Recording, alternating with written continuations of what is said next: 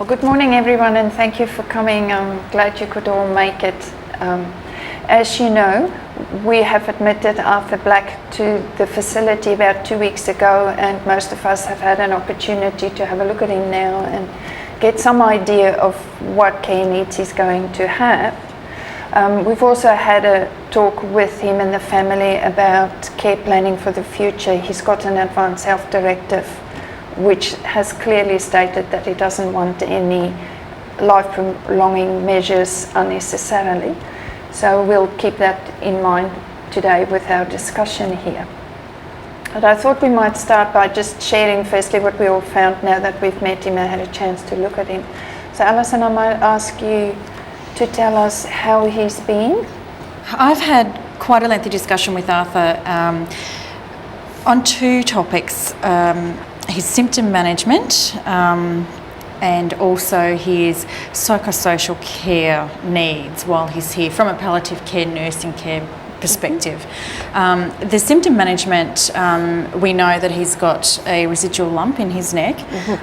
That's causing him some pain. He's quite noticeably short of breath. With that, I'd query some dizziness there, so maybe we can have your input later, that would be great. Maybe we could have a look at how much Oxycontin he's on as well, because if he's feeling quite dizzy and short of breath, as far as his falls risk and risk factors, etc. We also would like to have a look at his blood pressure medication. His blood results are actually indicating that he is still quite anemic at this stage. So there's probably some medical and some nursing issues and some physio issues that surround that while he's here, now that he's no longer coming up to the hospital as regularly.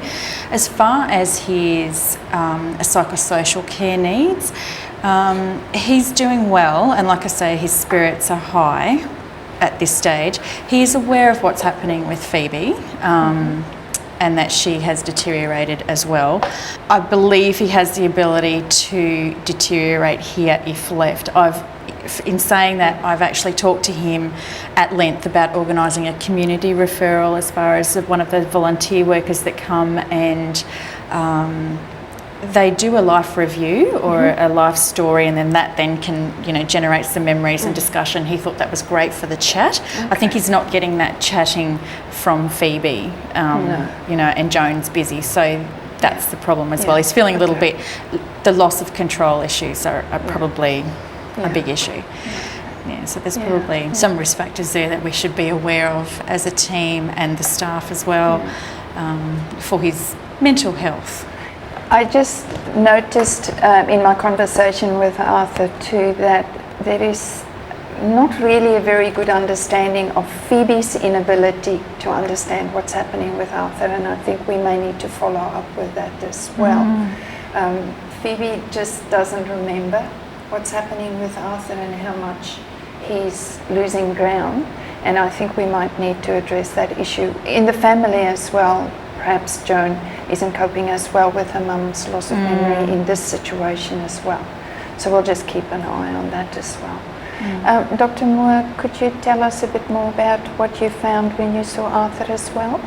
Yeah, the anemia seems to be still a bit of an issue with him, but he's having regular blood transfusion back at the hospital, and this seems to be helping and helps a bit with his shortness of breath and also energy levels.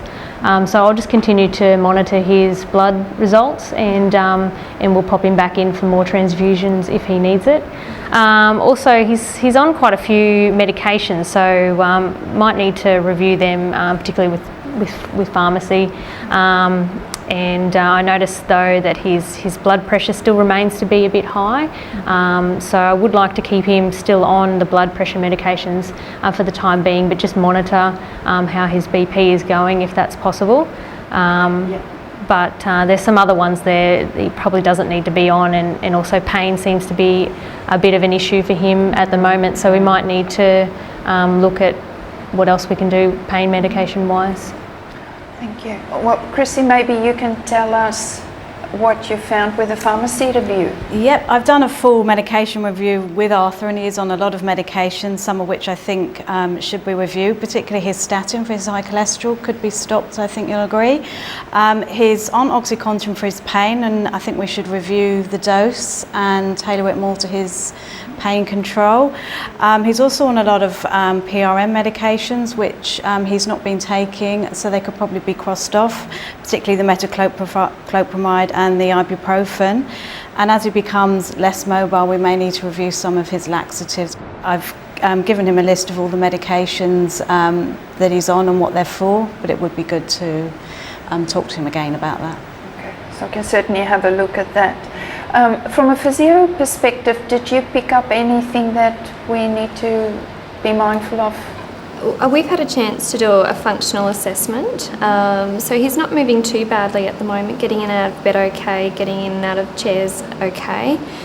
He does get a little bit of dizziness at times, and I suppose it's the shortness of breath on exertion and the lethargy, which will inhibit his mobility into the future. And seeing at the moment that he can get around and see Phoebe, I think it's important we keep that as long as we can. So from a physiotherapy perspective, we're going to suggest a four-wheeled walker, one with a seat and some brakes, so that he can stop and rest on the way to seeing Phoebe.